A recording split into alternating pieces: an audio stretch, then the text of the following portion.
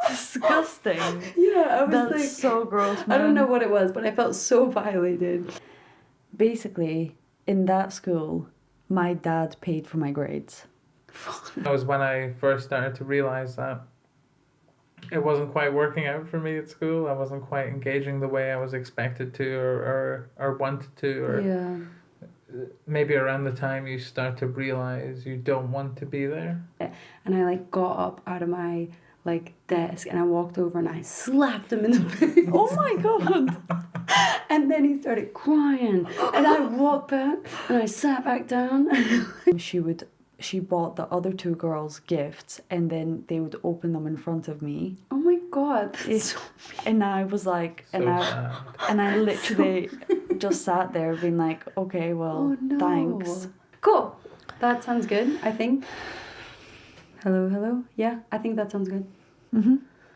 Okay. Wait, am I a bit loud? No, I'm fine. No, I think you're fine. Yeah? Okay. Everything good? Yeah, We sounds sound good okay? to me, yeah. Yeah. Yeah. Woohoo! Oh, that was sounds a bit loud. much. But I don't really do that anyway. Yeah. I don't think I'm gonna do that. I don't think I I thought that was a real burp. I was like, oh my god, that's amazing. That's what Maggie says. That's sick. There you go. Welcome to No One's Looking podcast. do it like that. I love that. Okay.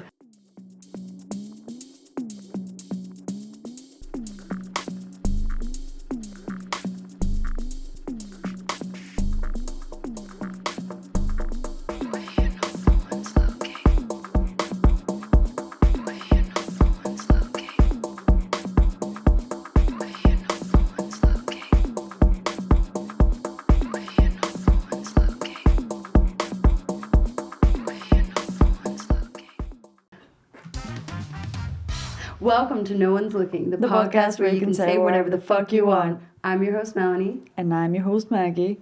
and welcome to the show. Hello. And We goodbye. have- I'm joking. We have Zaid here as a guest, Zaid up in the hoose. Zaid is our pal, and today we're going to be sharing stories about revolving education. But yeah, Zaid, introduce yourself. Hello, I'm Zaid. I'm not quite sure which camera to look at, to be honest. Probably should have something I should have asked before. I'm going to look at my one there because I can see it. You can look at us. Yeah, I'm Zaid. I am a musician from Edinburgh. Great guitarist. Yeah, I'm okay. No, you're really good. No, Um, you're beyond incredible. Thank you. Yeah, I love music.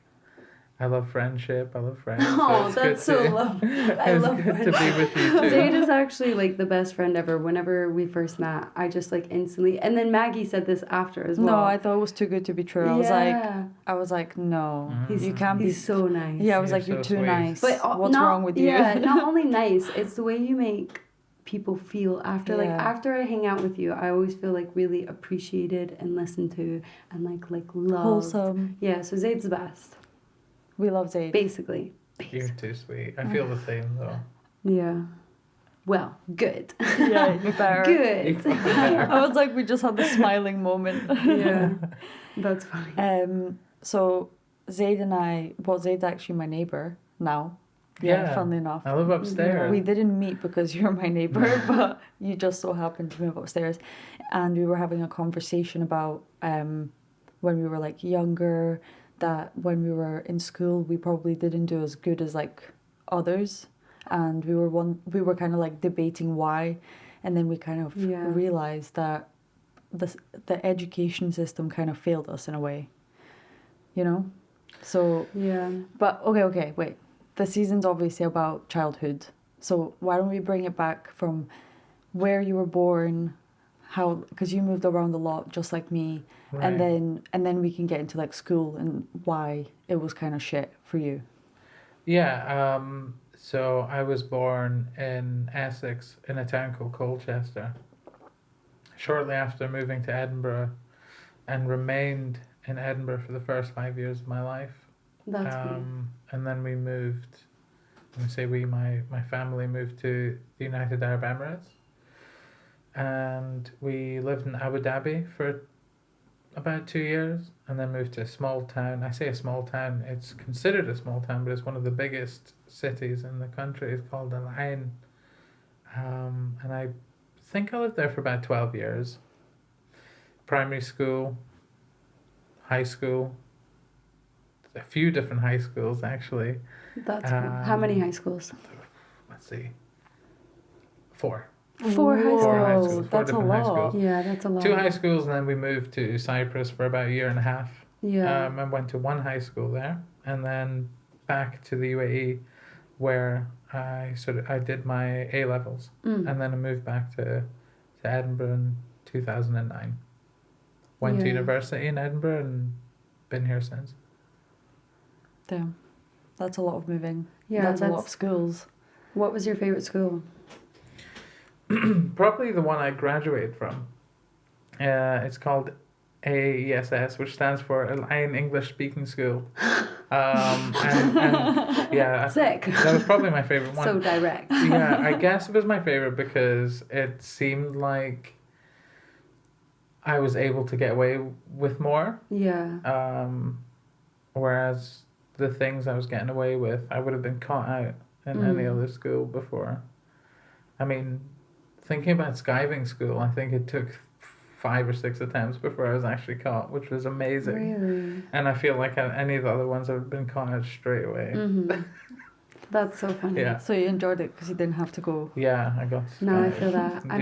They didn't ask any questions. Yeah, they were like, oh, he's just not there. Yeah, exactly. And skiving was like, I didn't really leave school. It was mostly in the sort of music department where I would be. That's where you'd find me. If any of them paid attention, I think they would have known exactly where to Yeah. find me. That's so funny. I missed 52 days of school one school year, and it wasn't even like nearly finished. Wait, It was how bad. many days of school do we get a year? That's like more than a month and Yeah, like a month and a half. That's like a half, month yeah. and a half. That's a lot. And like that was me skipping school. Why? What were you doing? Just chilling. Chilling? Yeah, my mom like wasn't around, so like me and my sister would just skip school. Like yeah. And then I had to they were like, you're not gonna graduate, like me and my sister.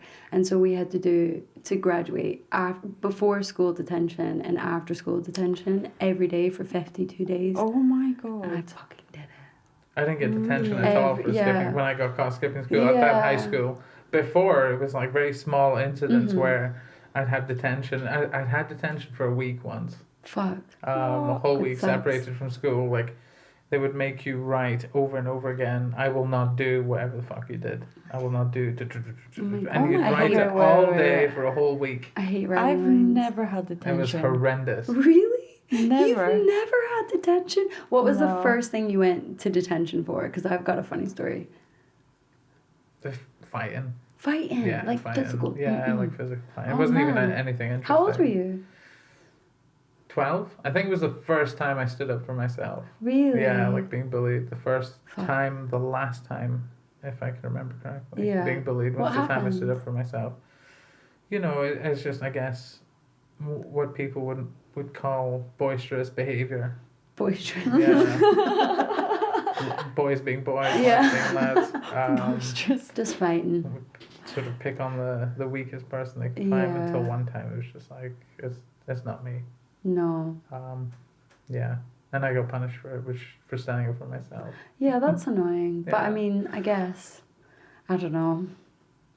Yeah, that's super annoying because I'm just trying to think. Like, I remember, okay, specifically this one time in class. I don't remember. I was like the new kid at school. Like, yeah, new kid at school. And there was this boy who was just like, he rode my bus and he was just like a wee shit. Like, he just sucked. Like, he just sucked. He just like interrupted the class and was like really rude to people and just like a really bad kid. I'm sure he had like at home problems now, but he just directed At the time, all- he was an asshole. yeah, he directed all his energy at me. And then he said, like, one day he just crossed the line. He, like, we had those, like, typical American, like, school desks, like, the individual ones. And it had it to where it was, like, facing the middle of the class. So it's, like, one side was facing the middle, one side was facing the middle. And it had, like, a runway for the teacher to walk up and down. It was a pretty cool setup. Like, Yeah. And then... yeah, he said something about my mom and the teacher wasn't in the classroom. And that was like it for me. Like I was just like, oh hell no. I had never hit someone or done anything. And he was sitting across the bit, on the other side, and he said it. And I like got up out of my like desk, and I walked over and I slapped him in the face. Oh my god. And then he started crying, and I walked back and I sat back down. Wait, how old were you? I was like 7 or 8. No. Fucking raging. And you slapped him. Yeah, I you was just bitch like, slapped him. He said something about my mom. I was like, oh hell no. And then Oh my god. in hindsight, I was quite young. Wait, I might have been like, no, I was that young because I remember it was like that specific school teacher's like class. And then yeah, literally the teacher was like, what, came back in the classroom and was like, why are you crying, Jason, or something like that. Jason, stupid. He was like, Melanie hit me. And I was like, yeah. And then she took me outside. She was like, now, like, why did you hit him? Like, basically, because I was like such a good kid. And I was like, he said something about my mom. And she was like, oh, go back to class. And I was like, fuck yeah. That's a good excuse. Yeah, it was just a really, really funny moment. But yeah, so I totally get that. Like, yeah, he deserved that slap. He was pushing my buttons. Wow, I definitely shut down. Like, Yeah. I would just be like, I'd be sad that someone said something about my mom, but I would probably just be internal. Like, yeah, no, that's fair. That's pretty much how I would feel as well. Yeah. I would just be like, what a dick. Until you're pushed, it's a different story. Yeah, that's why you just cross the line. It's just a trigger word. Talked about mom. What'd you say about my mom? Raging. We're gonna talk about mothers. We're gonna talk about mothers. If you've seen White Chicks, It's a good film. it's fucking hilarious. Yeah. The white powder. Do you know the scene? It's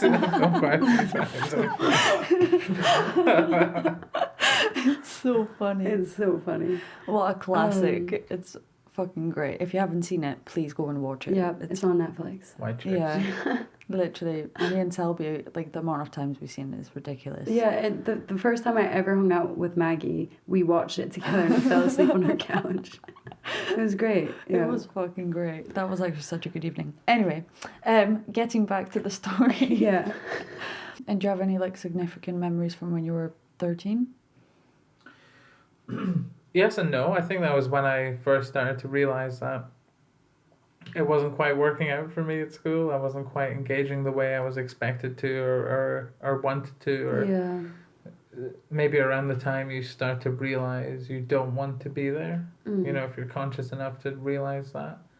In that deep sense, instead of maybe lashing out, when you're a kid, you might cry or if you don't want to do something. But I think this was like the first time it was an actual realization. And I think previously you mentioned that you were held back a year. Like yeah, when that's you were right. 13. Yeah, that's right. So that was the way the school worked. If you don't quite adapt to this system or this one way of education, then you're going to be punished for it. And I was. And I maybe didn't quite realize the significance of that emotionally until now or a few years ago. But that was commonplace. That was a sort of practice. It was power over, very much a power over approach, and there was no leeway. Yeah, that's so shit. Yeah, like whenever I was around like, again, I think it was like around like maybe like 12 or no, I think I must have been like 10 or 11. I got test anxiety, and so when we would do standardized tests in America, I would get super, super anxious, like just little me, and just freeze. Like I would freeze and not be able to do the test. Like, and they like failed me on it. And then even though I had passed the entire grade, because I had failed that test, they wanted to hold me back a year. And yeah, some bullshit. And so my mom took me out of school and switched schools, and then they put me in my right grade. Yeah, so she was just like, oh hell no, like I'm not. But that would like, yeah, it made me feel so shit. Like I was like, I don't think I'm stupid. Like, do you know what I mean? Like, yeah, like I feel like I can, like they kind of just made me feel like really, really bad. Like, Yeah, and so also confusing. Considering the fact that you will be like, so you see who's below, like the year below, and you see the people that are in the year above. And That's then imagine embarrassing. how embarrassing, it would be for you Yeah. to. They don't consider that. Like, you have to go to school and you have to see your friends that were in your year. Yeah. And then, yeah. Like, what are you supposed to do? Like, yeah, like mentally, that's not. I don't know if that's a good approach. Not at all. I mean, I very much was convinced that I was stupid, which is a bit of a shame because it kind of shapes a lot of people. Did anyone ever tell you that you were stupid? Why did you come to the conclusion, like, other than like that year?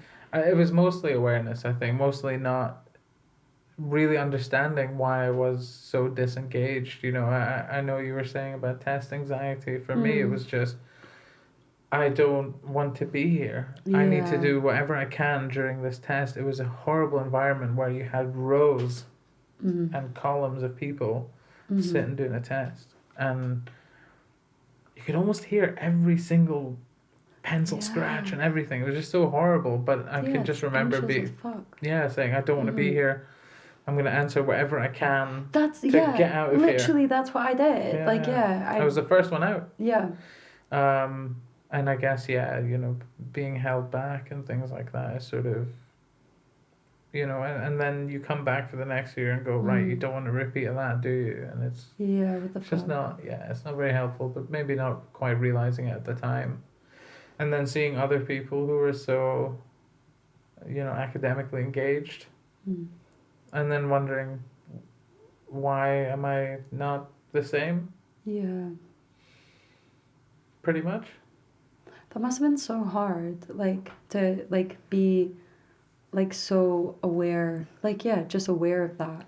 Aware, but unaware of my awareness. Like, but feeling like almost like you can't do anything about it. Like, this is just something you're just gonna have to go through, like school. Like, instead of like, Pretty much. Yeah. Which, exactly. And I think by the time I was maybe 14, 15, is when I started to realize that, you know, the people who were doing well were very similar. They were they were the same.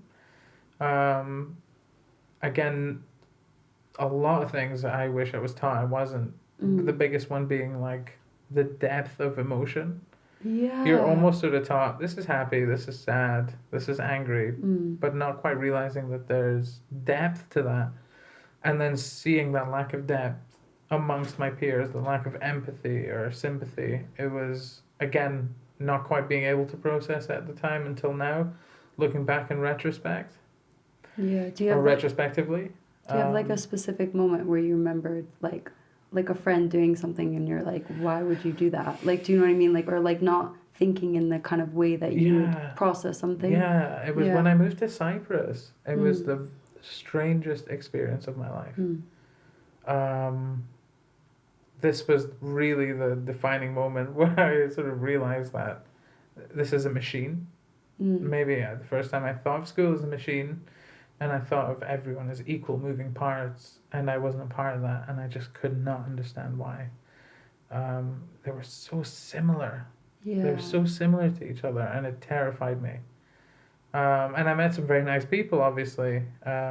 People who I'm still friends with to this day. That's cool. But maybe after school, after my time there, we became friends.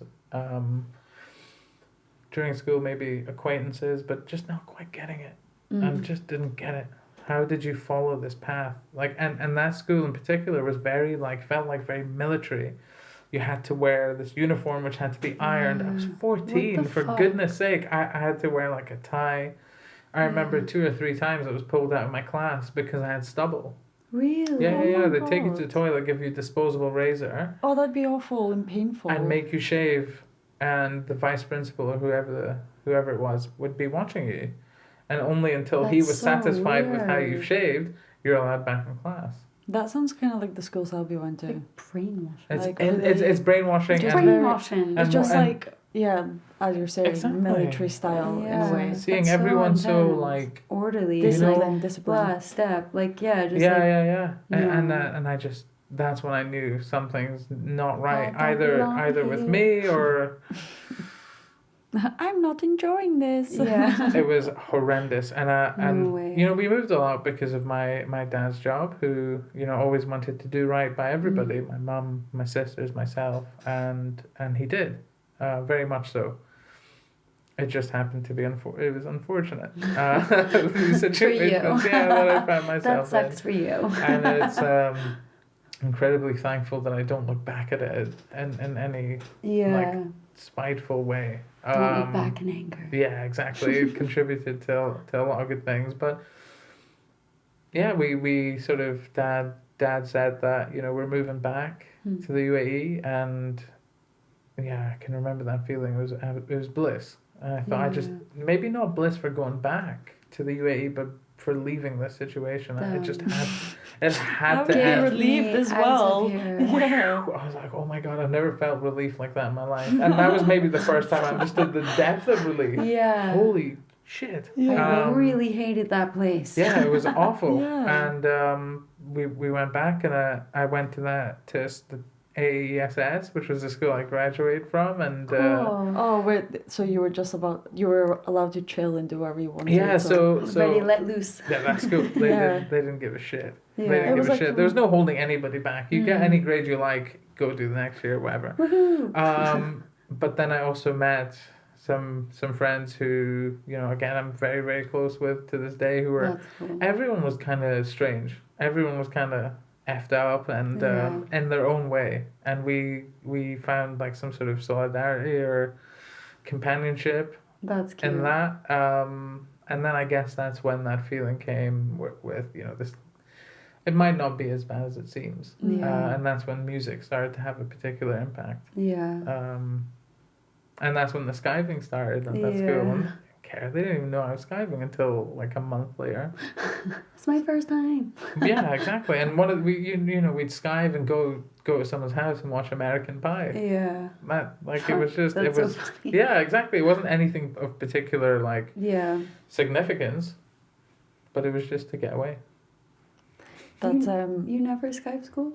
I did by the end of school. Like, so basically, when I started first grade, I was in Bulgaria, and my mum had just moved away. Yeah. And I went to a school called Rainbow, but it was in Bulgarian. It was Daga. Yeah. So, and basically, in that school, my dad paid for my grades. So I would literally go there. I would play all day long, do whatever the fuck I wanted. There was only 4 of us in the class, so we literally we fucked around like the whole time. And then I got to like 3rd grade, and I hadn't even learned how to read and write. And oh my God. Yeah, or like basic maths. And then my mum was like, what the fuck is going on? So she then, I had to move in with my auntie, and then I literally got thrown into like 3rd or 4th grade. And yeah, and then that's when my education started, but I was already behind. Like, but nobody realised, because nobody freaking paid attention. And yeah, I remember like in that school when it was the 4 of us, they like hated on me. There was one girl that particularly hated me. Remember, if anyone's seen the stealing episode, it's that same girl that stole from me. She was such a little bitch. She would like, when it came to Christmas time, she bought the other 2 girls gifts, and then they would open them in front of me. Oh my God. And I was like, and I literally just sat there being like, okay, well, thanks. There's 3 of us in the class. Like, it's not that hard to get the 3rd person something. There's only 4 of you. Yeah. That's so mean. Literally, and they would like gang up on me because I had curly hair. Oh, I don't even care. No, like, I'm just kidding. She's not worth remembering her name. Like, do you know Show what I up mean? at her house. Do you remember this little girl? Punch, slap. Do you remember what you did to me when I was in primary school? You bitch. You're gonna watch me open this present. Do an unboxing for Feel? Get off my porch. In Bulgarian. That's so funny. Watch me open this We'll gift. vlog it. Me opening my gift. Gift in front of my bully. That's funny. Even what you said there about paying for grades, I forgot to mention that. That's just how messed up it is. Like, Yeah.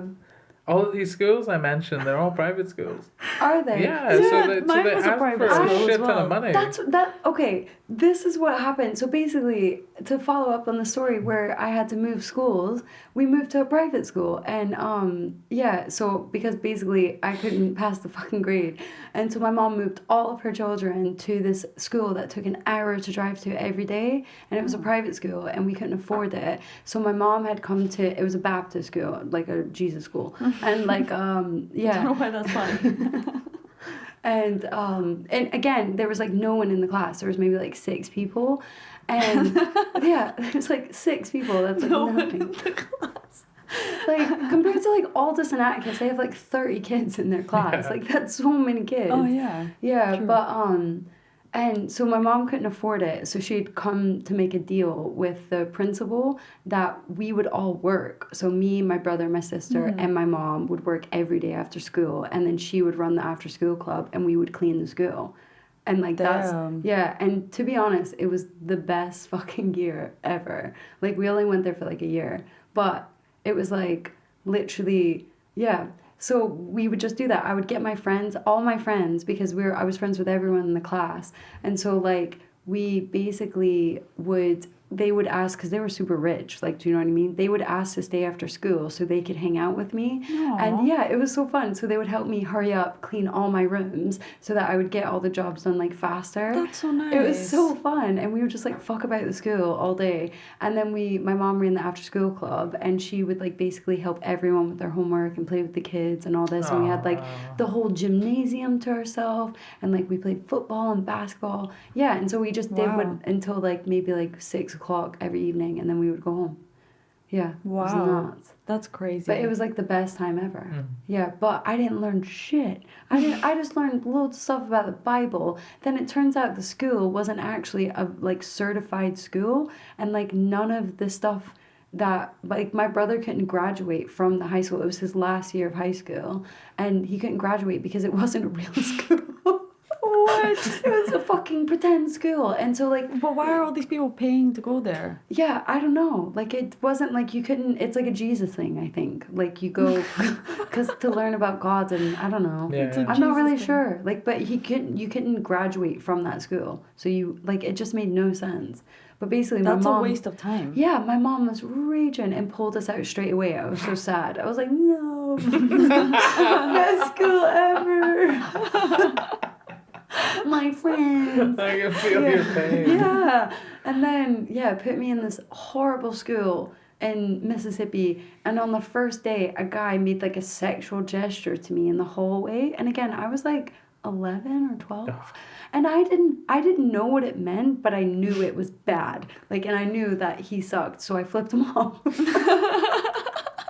I didn't even know what that meant, but I did it. I was like, What, you like showed them the I middle was finger? like, fuck off. Yeah. Like, yeah. And then he thought it was like funny. And then, he's the kind of kid that would like blow up condoms and shit like that in school. Like a fucking wee shit. Yeah, we should. Oh my Yeah, god, okay. that just reminded me. This one time I came to school, it was like in high school, and we walked in the entrance and there was a massive dildo at the entrance. That's so funny. It was a double-ended dildo. It was huge. It was black. It was ginormous, and we were all like, "What the fuck is that?" And you know, my eyesight's not the best, so Yeah. I was like, "What is that?" Yeah. Oh, it What- was hilarious. You guys. I forgot to ask about breaks. About I what? need to pee so fucking Oh, badly. yeah, that's totally fine. Oh, that's fine. This stop is all perfect the Really? timing. Really? Yeah, Oh, yeah. okay. Yeah. I'll just leave this one. You guys, I've got a really funny story that ties with dildos. Double. It's a story I've been. It's a story I've been wanting to tell you. Thank you so much, guys. I'm so bursting. Ready? Why do I always clap so hard? It like actually really hurts. Well, don't do it. I know, but Don't I clap always Don't clap think- that hard. I've got a story. yeah. Tell me a story. Tell me your story. I've been This- waiting for days. Yeah, this happened recently. Wait, let me get some. She let me keeps get some saying, more. Maggie, I've got this story I want to tell you, but I'm going to wait until the podcast, so fucking tell me. Okay, so Brody, as you guys know, has been a bit under the weather. He's had like a really, really like stuffy nose, and then it would be like runny, and it just like kind of like went back and forth, like well, it's still kind of going on. And we were at home, and we were like, you know, kissing loads, like yeah, and we were like about to have sex, and I know, whoa, ooh, we were doing it. But in this particular session, we were like kissing loads, like lots. And whenever basically it was going on, and I thought his nose was like runny, and I was like kissing him lots, and then I felt like loads go into my nose. It's not. And I was like, oh, like I pushed him off, and I was like, Bertie, loads of your snot just went in my nose. Weird. And I was like, fuck it. The sheets are just like, I mean, the sheets, I'm gonna wash them tomorrow. I was like, fuck it. Like, I'll just wipe on there and keep going, because it was like really, really good. I was like, fuck it. And then basically he was sitting up and he kept sniffling, like.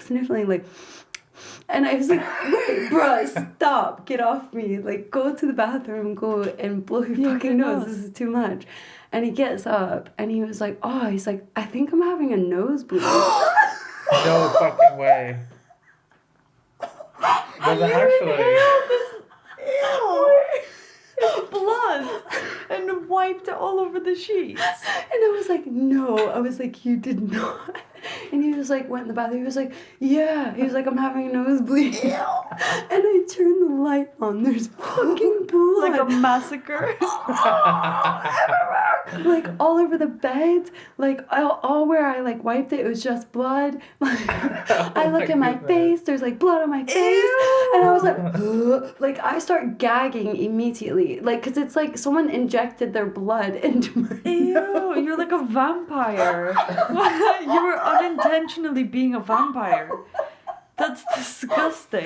Yeah, I was That's like, so gross, man. I don't know what it was, but I felt so violated. And I just started like washing my face obsessively. And I was like, and Brody's like laughing, and I'm also kind of laughing as well because it's so outrageous. That's crazy.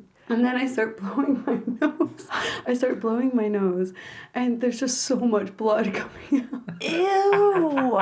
So, and you couldn't figure out nose. Where was the initial nosebleed? It was like have you ever seen Fight Club? Yeah. Have you seen Fight Club? Yeah. Yeah, and you know that scene where he's like on top of the guy, like the guy had just beaten him up, and he starts spitting his blood in his mouth and like pouring it in, and everyone starts throwing up and gagging. We had just watched that movie. So I was looking at all the blood, and then Brody was like so much blood was coming out of his nose as well, and I kept seeing it and thinking that just went inside me. Ew. And I was just like gagging, and yeah, so that's my at least story. you bonded on a different level there. Yeah, Like, it was quite funny. Like all of it all in all, it was really fucking funny. It was a horrible experience because I had loads of someone else's blood in my nose. It's better than crying. But it was Brody's blood, so it's okay. Yeah, it's all good. It's all if good. there's anyone's blood, Oh, not brothers. Yeah, ideally it would be blood brothers. couples. I don't know. Trying to make that better, it didn't work. no, honestly, like, who else's blood would you have wanted on you? No one's. Yeah, exactly. Please excuse me, I ordered no one. But if it could have been one person, it was him. But that's what happened to me last week. Thanks for sharing, Mel. That's Yeah. quite disgusting. I just knew you would think it was so funny, but it was also so funny, but so disgusting. I was like gagging and laughing at the same time. Like, it was horrible. Throwing a random funny story in there. I saved that especially for you, Zaid. So I hope you Yeah, I had to I love wait that. days for this. Yeah, You know that. I love that story. Yeah. Now you can ask Brody about it because I like forbid him from telling anyone because I was like, I want to tell it first. Yeah, I'll phone him up, get his side of You'd the be story. like, Zaid, guess what happened? Guess what I'd be like, happened last no. night?" Why did you tell him? Yeah, let's Ew. do it. Literally. Let's spin it. It's just so gross that it's you were so like, gross. "Oh, I think it's snot" at Yeah. first. But it was just like, I thought it was like a dribble on my nose. I didn't think it went all the way. I didn't know it was blood leaking inside me.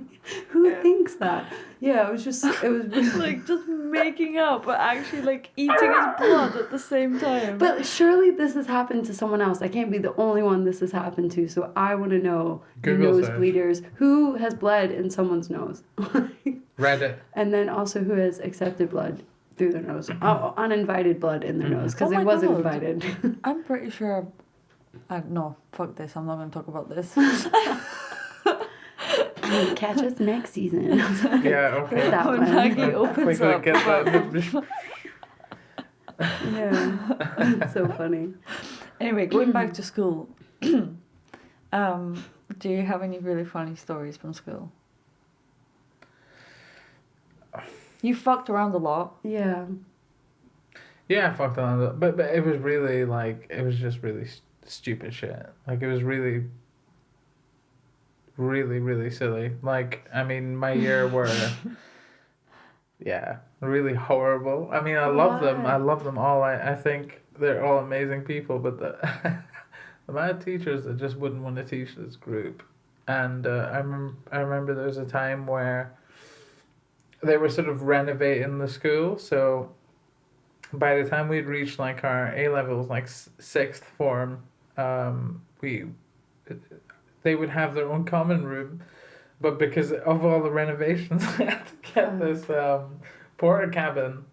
Yeah. That was like 5 minutes outside the grounds of the school. So Oh, you get we have just, the same sort of yeah, thing. just people dicking about and That's so funny. just trashing the place. Like it was Oh just my really God. strange behavior.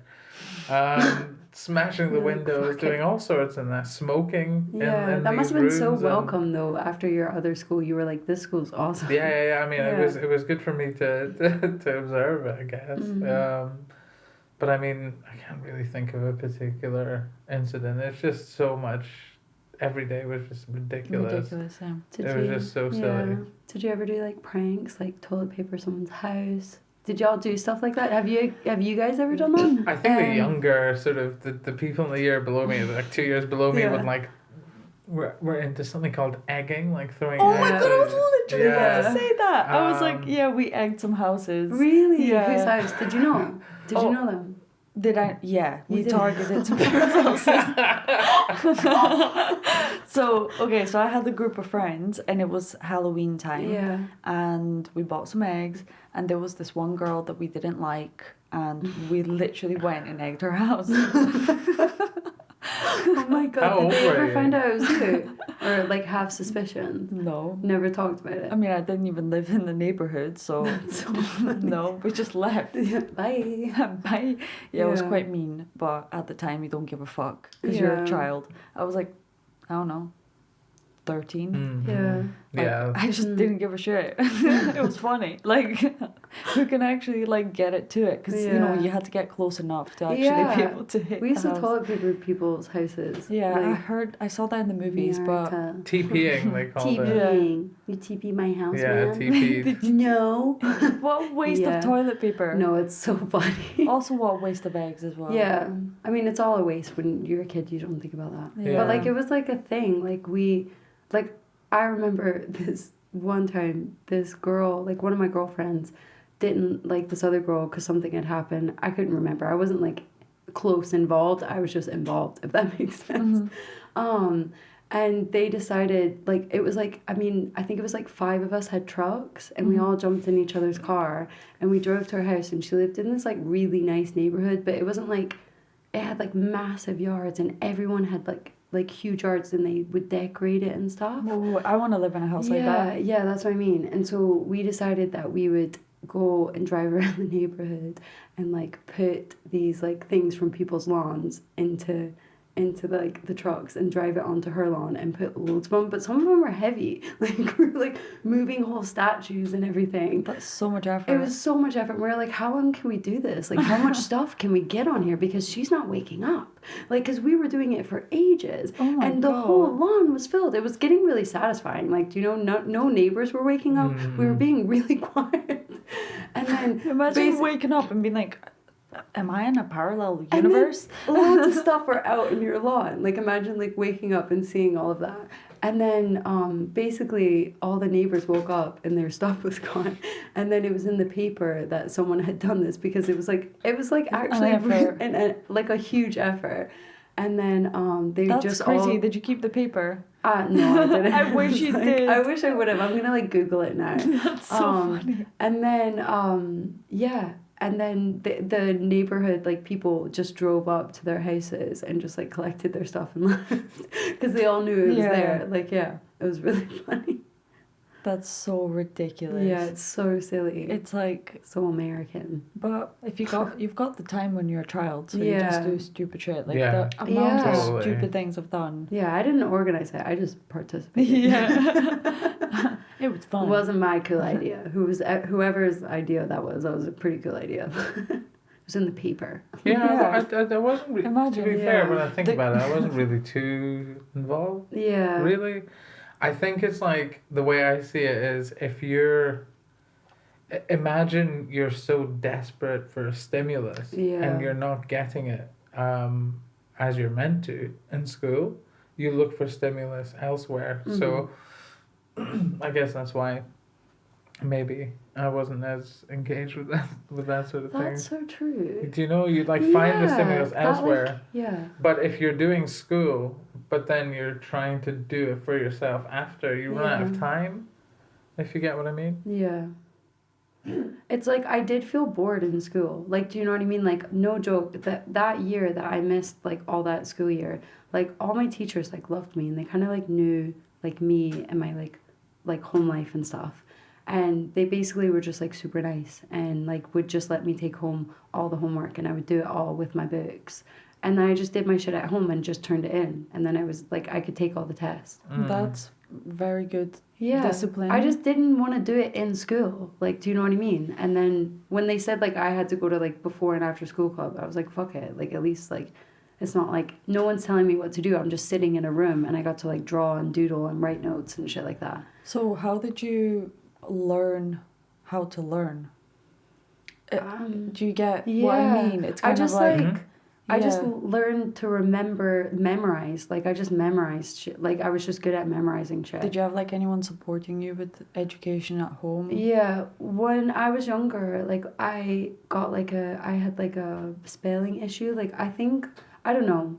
Basically, I really, really struggled with spelling. Like, I just couldn't get it. Like, and I get kind of, like, nervous about, like, writing things. And I always, like, second guess myself. But yeah. And my mom, I think they called my mom and, like, it was like, this is a problem kind of thing. And she sat me down, like, every day after school. And, like, we did spelling, like, every day. Like, yeah, she made me do, like, extra spelling work. And I just hated it so much because I wanted to go and play and my mom was really scary. And, like, and I was like, this is not what I need to be doing after school. Like, you know. Yeah. And then basically I just learned to memorize because I was like, I just wanted to be done with it. So I was like, I just, like, took a picture of it in my brain. And, like, I do feel like I've got, like, a very photographic, like, memory. Because I could look at a study guide, like, written, typed, or whatever, and I would just memorize it right before I would go in the test. And then I would just forget it straight away. Like, I wouldn't, like, unless I was interested. So I was like, that's what they want me to do. That's what I'll do. I don't want to learn this shit. Yeah. Yeah. Don't you think school is literally about how much can you memorize? How much can you remember? And then, yeah. And that's it. It's all about passing the test. It's never about actually caring about the subject. Yeah. It's always about, okay, this is what's going to be in the exam. This is what you have to know. And that always put me off. I was never really interested. So yeah, basically, I just feel like the education system is kind of sad, to be fair. Yeah. Like, I understand. I think everybody should know the fundamentals of things. I think that's important. like knowing maths, how to spell, how to, you know, some languages, like the basics of things. But I don't think it should be, I don't think the only focus should be how can you pass the exam. Because also when you're, say for example, like you actually know all of the information for the exam, but you don't know how to answer the question the way that they want you to answer the question, you fail. Yeah. So how is that fair? No, it's not. And what about the other stuff? What about like teaching or coaching empathy or Yeah. actual validation, skills. empowerment, acceptance? Parenting skills. You're not really, you're told it. I remember being told it, but Yeah. you have kids fighting all the time, nothing. You fight all you want, no bother. Detention maybe. But you don't pass your exams, you're Yeah. messed up. Like there's no uni, there's no, what are you going to do? Yeah. We can do all this ridiculous, stupid stuff. Mm. And Yeah. and that's, again, that almost subconscious feeling of, if I conform to this, I'm going to be everything I'm so desperately trying not to be without even realizing it. That's true. And that's something that's, I And then think, we're so like deeply viewed, missed. in a way, you're like viewed as almost like an outcast if you Exactly. drop out of school and stuff. Because I dropped out of school. Yeah. Because like I changed schools because I had to, because I was moving. I wasn't living with my mom anymore, and the school was just different. The teachers didn't let me get away with shit, and I was like, well, then this isn't fun. This, like, the teachers aren't nice. Like, do you know what I mean? Like at the other school. And then I realized that you could take a test to like basically test out of high school if you're smart enough. So I took classes for a month and I tested out. Damn, that's so cool. And then I started like college a year before everyone. But I had to work as well, that's why. Yeah. But yeah. Wow. Well, But like fuck that. Like yeah. I had more of a problem for being a bit like yeah. not as, I don't know, smart as everyone else, or yeah.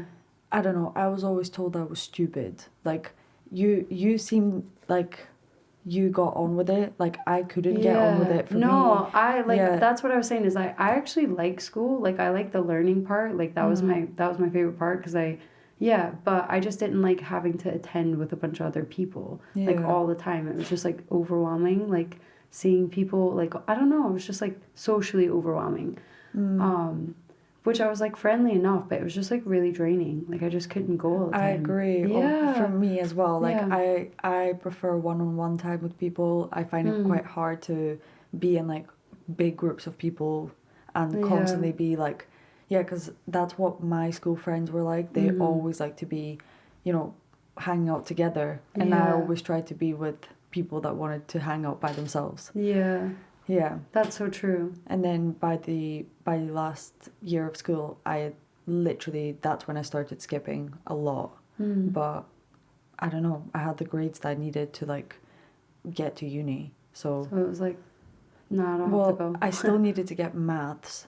So I basically I had a year where I had to do maths to try basic maths. Like I literally couldn't fucking pass that. But my uni was like, you have to have it for your course, because I had to do finance in events management. Yeah. And like economics, which was fucking hard. Yeah. I mean, like high school's like hard enough. Like at least like I actually liked the learning part. Do you know what I mean? Like it must have been so fucking shit for you guys like to like not even enjoy that aspect. No, plus, I hated plus it. high school as well, because high school's just like sometimes always shit. Like, do you know what I mean? There's always going to be a period of school that's shit. But yeah. And it's That's so sad. isn't it? Because Yeah, it then makes me really sad. even like even thinking about Mags and myself, we love to learn. Yeah. In fact it's an obsession. In fact it's like, imagine not being stimulated enough, but learning gives you that stimulus. Yeah. But it's just the way it was done in those early years is so different. Now when you have the time to do it in your own way, or process in your own way, or learn in your own way, I just always felt that could have been supported earlier. Yeah, for sure. And you see the contrast between even the three of us who you liked the learning and you didn't feel some of these issues, but then at the same time you have such an awareness of self, and you're so empathetic and you're so validating and empowering. But where where did that come from? You who was Yeah. in the system still was able to do that, whereas for myself, it took years to learn to Yeah. understand, and that's always my biggest feeling when I Yeah. think about school is that okay, I don't look back like that and Mm-hmm. in any anger, but at least these are things that can be taught Yeah. or like coached to give Yeah. everyone that equal chance to be empathetic, Yeah. to empower others. It's Yeah. crazy. Like, I feel like, yeah, because I definitely was not the same person that I am now then. And it's like, we have to teach ourselves, which I guess, like, yeah, it's just a really basic thing. So that's why, like, with the boys, like, I feel like that's why they're so lovely and amazing, is because I teach them by empathy first. Like, don't do that, because think about the circle of events of how you're going to make someone feel. Yeah. And, like, think about them. Like, do you know what I mean? So they're, like, really mindful of how they treat each other, how they speak to each other, how they speak to me. Like, sometimes, like, yeah. And it's just, like, yeah, it should be taught in schools, because if you don't teach a child empathy, like, at a young age, then, like, that's not something you're born with. Like, you have to actually, that's a learned behavior that you learn with your surroundings. So if you don't teach a child empathy, then you're literally affecting their entire adulthood as well. Like, they will struggle forever with the concept of empathy. And so, yeah, it's so important to do that, because, like, yeah, Absolutely. it should be Yeah. the main, like, kind of framework of our society. Yeah. And it's not Yeah. even like even coaching empathy. It's like, or bringing more thought to self-awareness and awareness of others, Yeah. which will then empathy Grows becomes your a thing of brain. that. Yeah. Yeah. And then your boys will be people who will take people with them in their success Mm-hmm. simply by validating the people around them. Yeah. Yeah. Agreed. It's like you sit there and go, this isn't crazy. This isn't a new train of thought. It's so simple. Yeah. Yeah, and don't also, along with that, I think we should also be taught real life in school, like what we should really be expecting when we go Just to life skills. Yeah. just like when because you really start your life after uni. You kind of really realize what it's like to be an adult after you leave university. But if we knew all those things when we were in primary school and high school and then at uni, I feel like it would be a lot easier to submerge yourself, because when you leave uni it's kind of very abrupt. You don't get the same like treatment. You have to pay, like, what is it, more council tax. You have to pay True. basically like all the extra You don't bills. get any discounts on anything anymore. No And that's funding. literally what I was gonna say. You don't No get funding. like uni days. You get no funding, nothing. So it's kind of like you literally get shut out into the world, and then you're expected to know exactly what to do because you finished university. But in reality, you've just been in the education system and you've been told, it's semester, exams, semester, The exams, structure's there and for you. that's the structure. Yeah, and then you leave. And I guess actually I've just realised they just expect you to go into a job that then You follow instruction and well. you follow a career. Because Which a lot I of guess people that didn't do, yeah. actually cross my mind, because for me that was never an option. Like, I always knew I wanted to run my own business. I didn't know what it was Same. going to be, but I was like, there's no chance I'm getting a conventional job. Like, that would kill me. I couldn't even last 3 months at a regular job. Yeah, me too. Yeah, because it just, again, like, I can't follow that structure. I struggled at school because I couldn't follow that structure. I also didn't know how to learn, and I actually only discovered that after I met Selby, and we kind of had discussions about it, and then I realized that I didn't know how to learn. As in, I didn't know how to absorb the information and make it useful to then be able to translate it to something. Actually, looking back on school, I think I was confused all the time. I didn't actually know what was going on, like what we learned, why we were learning it, what they were saying. Like, literally, I feel like it was kind of like a massive blur of it just happened. Mhm. Yeah, because I moved here, learned English, so I wasn't learning the things that we were learning. I was learning English. And then Yeah. by the time I learned English, I was already midway through high school. I mean, I could speak English after a year, Yeah. but like to properly understand the culture, what everything actually means. Everything. Like as I was even saying to Selby last night that I not recently learned what a couple meant, but I used to think that a couple meant a few. That's American, isn't it? I've noticed American people say a couple, but they mean a few, but a couple is two. Yeah. Yeah. Yeah. No, we don't do that. Oh, really? Well, That's No. Well, there you go. But like That was- so it's kind of like also That's funny. understanding like I'm good, thanks.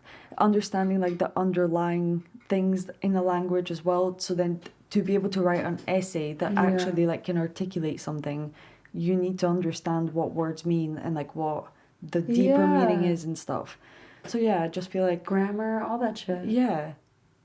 So I remember like trying to write stuff for English class, and I was like, basically, I just spoke shit in my exams and tests. Yeah. There's levels in your base. It's very clear what level you're at, and it's kind of Yeah. embarrassing, you know? Yeah. Because if you're in all the foundation levels, all the fucking bottom levels, and you're just constantly made to feel like you're a dumbass. Yeah. You're not good for anything.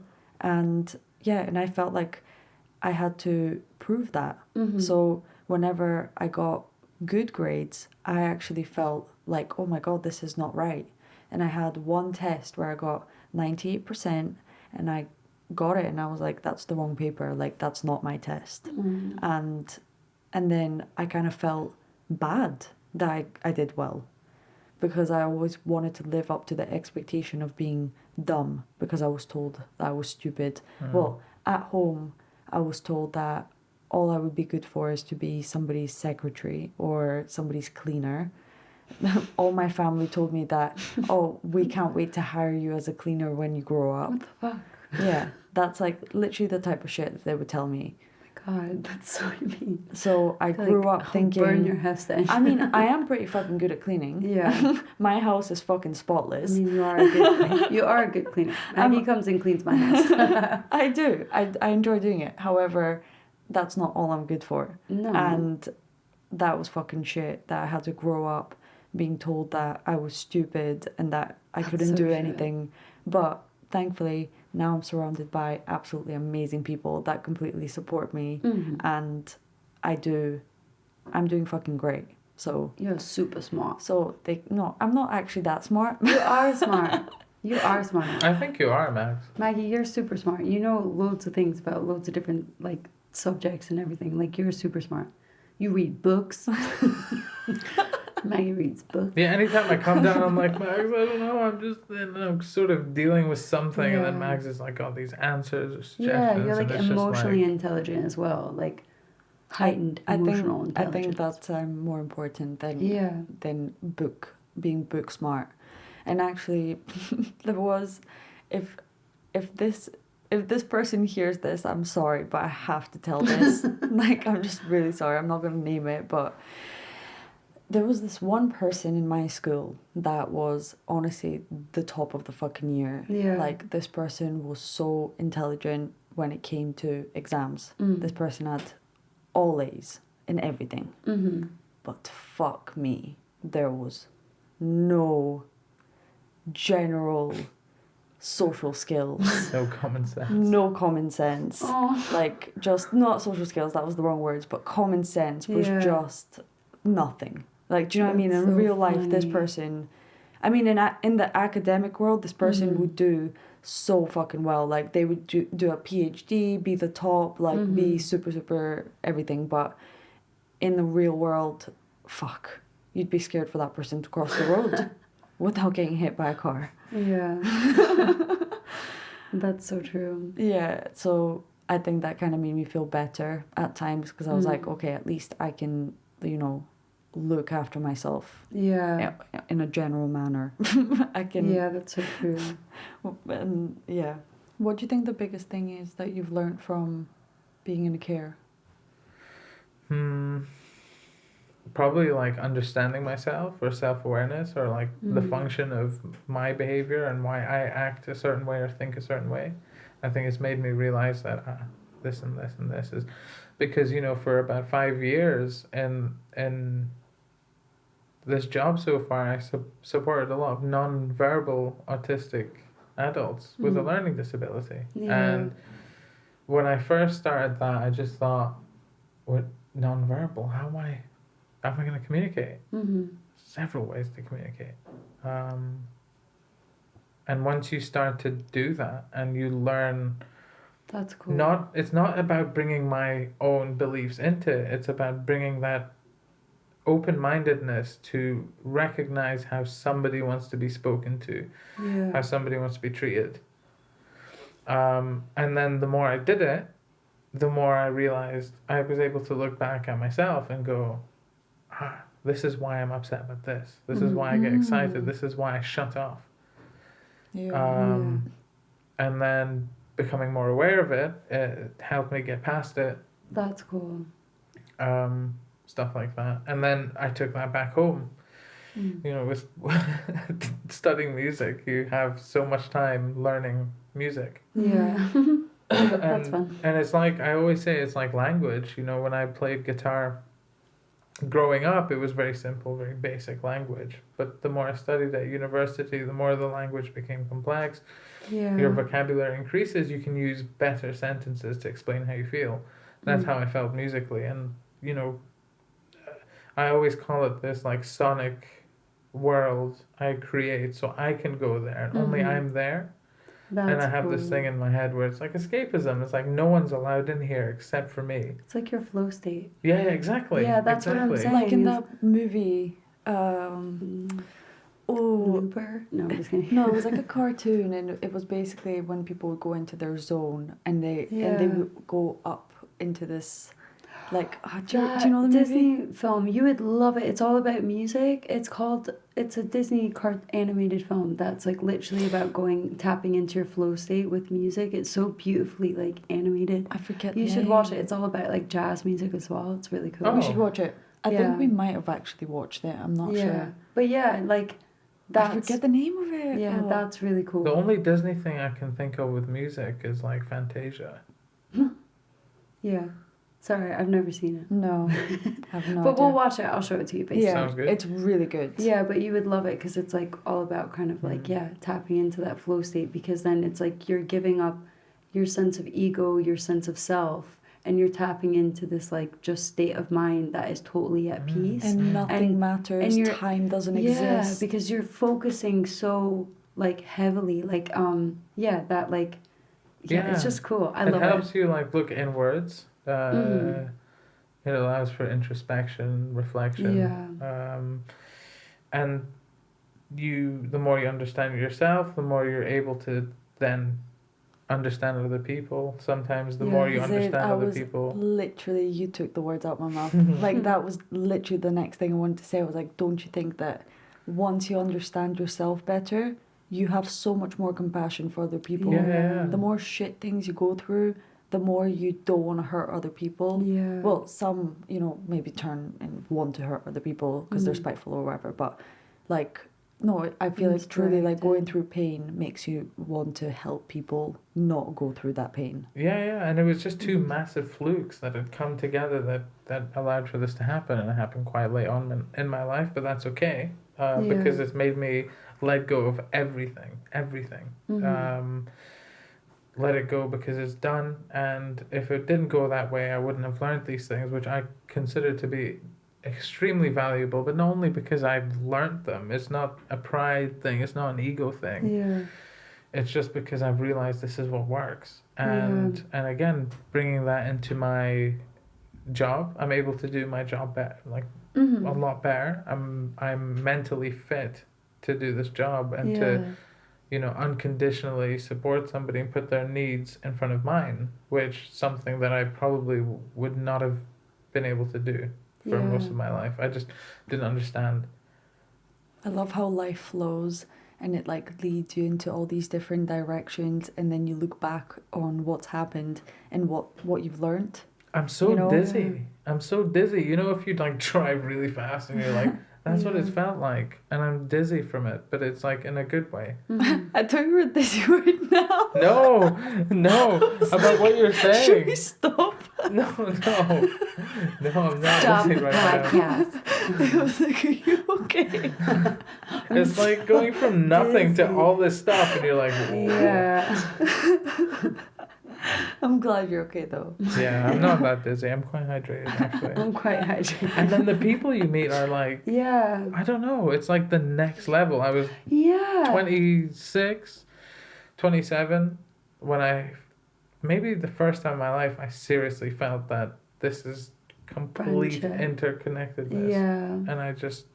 And then you make more friends like that, and you go, shit, where have you guys been? Yeah. You're never gonna see those people Mm. if you're not aware of how you feel. And the Exactly. people I surrounded myself with, for the most part, were a reflection of myself. Yeah. And only when you get past Yeah. those do you realize certain relationships, friendships were not good for you, because you could be a good person, you could be, but if Mhm. you're in toxic environments, that toxicity is going to affect It will you. influence you in some sort of way. Exactly. It will make you think, it'll push you to do certain things. Yeah. Exactly. And you then look Yeah. back and go, I'm a horrible person, but my relationships, friendships, etc., toxic. Isn't it said that like you're a reflection of the 5 people you hang out with the most? Hmm. That's like Yeah, I mean, that makes sense though. Like, yeah. literally someone thought I was Eastern European. And like, I'm just not at all. Like, but I'm like, so I'm like, my funny. best friend is. That's probably why. But like, I didn't even say that much. Like, I was So like, it was just like very specific. Are you Eastern European? No. Yeah, I'm I'm- Russian. Yes, I'm super Russian. Shh, don't tell anyone. I'm Russian. Don't ask me to speak Russian though. Привет. Привет. Kak. Wait. Kakashka. That means poop. No, that's not what I wanted to He say. literally said poop. I wanted to Kakashka. say granny. Babushka. Babushka. Babushka. Yeah. Yeah. Yeah. And that's your learning over for today. Goodbye. No. But that's an interesting point, 5 people. Yeah, if you think of that, it makes perfect sense. Yeah. But it's like lucky, and I'm humbled, and it's not ever something that I'm like, certain things are what I deserve. It's just once you realize that it's like kind of law of attraction almost. If you Mhm. really start to believe in yourself and trust yourself and know that you're okay, then you reinforce like positive relationships in your life, I think. No, that's Yeah. so true. I wasn't ready for friends until I made friends, like when I moved over here. Because like it does like it when you move to like a new country, it just takes a while to like just make friends. Open up. Open up. And like obviously I had like my other stuff going on, like just like having babies and stuff, and like so yeah, I just never relationships, like I just never had time to like focus on like having friends. And then when I like finally felt like I was like whole, if that makes sense. Like I just felt like I started doing yoga, and I wanted to do my yoga training, and then I started to go up to Edinburgh and like do my training basically, and then I just started making loads of friends. Just going up there, and I was like, oh, I was just like not the right people in that place. Like, do you know what I mean? Like my place was somewhere else. Like my friends were somewhere else. Like so it was almost like the environment again, like school environment, like that kind of sense. It's like I needed to be in the right environment, to be in the right headspace to attract the right friends. Like, Yeah. nuts. It's very interesting, like, as well. Because, like, for me, like, I speak to, like, some school friends, but most of, like a couple, maybe, like, 3 or 4 or something like that, but Like not from really. high school? Yeah, like, from high school. Wow. But, like, that's, like, it. See, I keep have in touch one with friend. You have, like, so one many friend. people from school. So many. Almost the entirety of my graduating year. I'll still Yeah. speak to them. Wow. Yeah. No, you're very good at keeping in touch with people. Yeah, though. yeah. But then it's Yeah. luckily because of internet and social media and stuff, you're Mhm. like mostly kept up to date. And it's just nice to see where their lives have gone, because it was just such a crazy, unique situation. Yeah. Where you can call it like, you would call someone like me a third culture individual. So it's somebody who didn't grow up where they were born, Mm. or somebody who did not grow up where their parents are from. Yeah. And Yeah. our school was full of that. We had like 82 different nationalities at my high school. And that's why those last 3 years just somehow worked. Not academically, but socially. Because Yeah. everyone just had their own shit. And even for being so young, we're so like fucked up. I In a lot know. of ways, emotionally, whatever. But we made it work together. No, it's crazy. It's just crazy, like I guess like perspective is a beautiful thing. Like, do you know what I mean? Because like I feel so like sad for like the smaller version of myself, like my younger self, just because she had to go through like so much. But like I had to do it to be here. Like, do you know what I mean? And I feel like so happy. So like if you're going through something right now and you're listening to this, like sometimes you have to be like super low to like really like appreciate the highs whenever you're like finally like there. So it comes. Like even if it's like years of kind of dealing with shit, it comes. Like, do you know what I mean?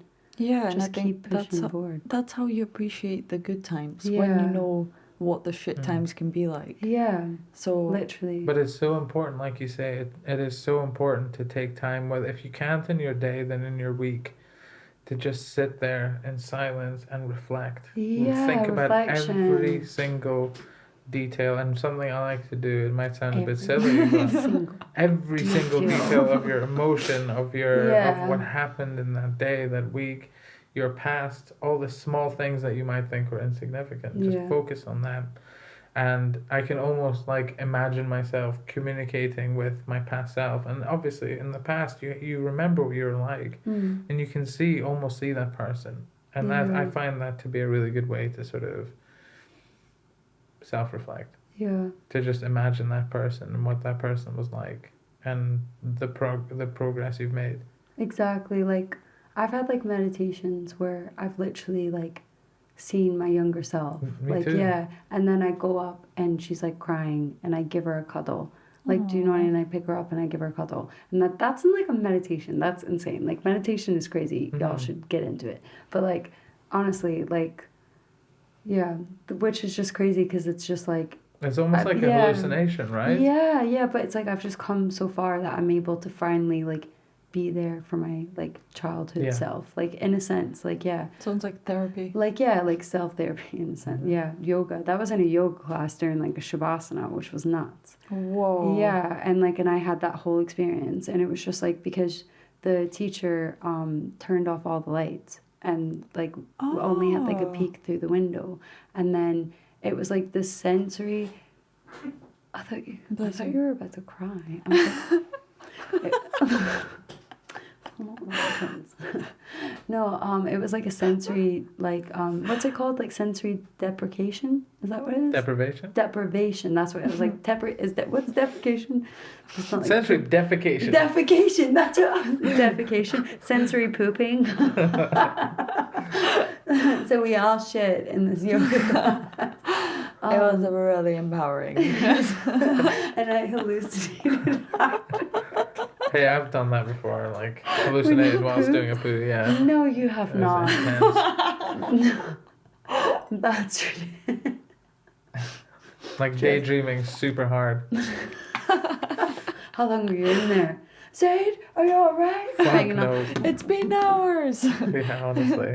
You've been in there for so long. Yeah. Leave me alone. I'm hallucinating. You ruined my hallucination. First, okay, let's say that there's someone listening right now on the podcast and you could give them advice on like maybe how to make their school experience like better, like maybe they're going through the same thing, or like is there any like advice that you would like give someone? Yeah, I think maybe to talk more and not like keep it in, because my actions spoke for themselves but weren't really picked up or understood, but I didn't talk about it a lot. I didn't talk about it mostly because I was so unaware of how I felt. True. But I feel like if I had said repeatedly, then maybe someone would listen and go, okay, maybe something's not quite right. So it would probably just be to try power past that and just to talk. Yeah. You know, I was thinking of like, it's not a quote, it's a saying really, that people say, and I've heard it a lot, and that communication is key. Mm-hmm. But even that in itself is so black and white to me. Communication is key, but what do you mean by communication? Do you mean verbal? Do you mean non-verbal? Exactly. Tone? Yeah. I'm thinking specifically understanding communication is key. Or understanding is just as important. We could communicate just fine. Yeah. Do I understand you? What attempt am I making to try and understand you? You know, it's a very basic request. Yeah. Oh, it's just so underrated. Like, I feel like when somebody hears communication, they think we're talking. Like, we're saying words, we hear each other, therefore we're communicating. But that's far from it. And as you were saying, tone of voice, how you say things is more important than what you're saying. Yeah. And even if it's your closest friends and your partner or your mom and your dad, it's important how you say things. And I think if we knew that in high school, and if we knew that if we were kind of like taught that and how important that is, people would not have all these dramatic fallouts and misunderstandings and bitchiness and bullying, because I feel like a lot of things happen from rumors and miscommunication. Yeah. But also I think it comes from the desire to want to do it. But that's also because you say people who maybe will say, I didn't say anything because I didn't like confrontation. Maybe that came from a place where once they were maybe becoming aware of these emotions and wanted to speak, they were shut down. So, Yeah, that's true. Because, I, told my teachers, kind of, briefly, I just, said, I just struggle, at home and stuff like that. I'm like, can I just take my homework home with me? And then that's whenever the teachers, not all the teachers were nice to me. I think, but I think they were just really accommodating because I didn't, mess up. I didn't chat or anything. And I just came to them and I was like, I'll do the work. But then I didn't think about, actually missing school and that I would get in trouble. But yeah, because I was doing all the work. I had A's and B's. Do you know what I mean? I just want to do it at home. So even, because there will be some, obviously there were some shit teachers growing up, really shit teachers. Oh, yeah. There's always shit teachers, yeah. But yeah, it's some, a lot of them can be super accommodating and helpful. So yeah, communication, find the ones that will help you. And we're not as bland as we're taught we are. And I keep saying we, but I should be conscious of saying I'm not as bland as I was told I was. And I say we because this was the same thing communicated to all of us. I just don't want to assume that other people feel the same. But what I mean by that is we can change the way we interact with people. You don't have to constantly see the same side of me. Maybe you'll see a slightly different alteration of how I'm like with Maggie.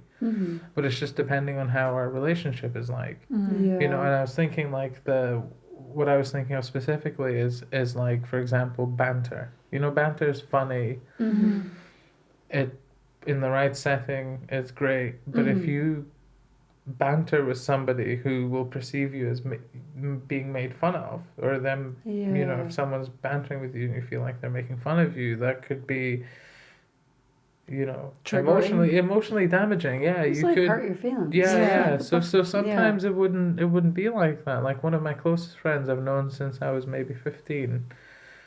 That's what our relationship is like. I consider myself to be quite sensitive, but with us two, it's just constant ripping each other to shreds. It's there's no crossing the line, but we're just always making fun of each other. Every single thing we'll point out and just laugh at each other about it. But I find that so exhausting. Exactly. I hate that. So I wouldn't sit there and rip you because I've noticed you don't respond to that. That's so true. I literally individual person I don't know what communicates.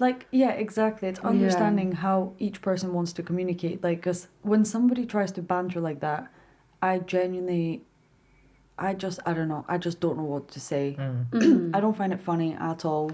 Yeah. I'm just like, and I'm not meaning people can banter with each other, like whatever. That's not my humor.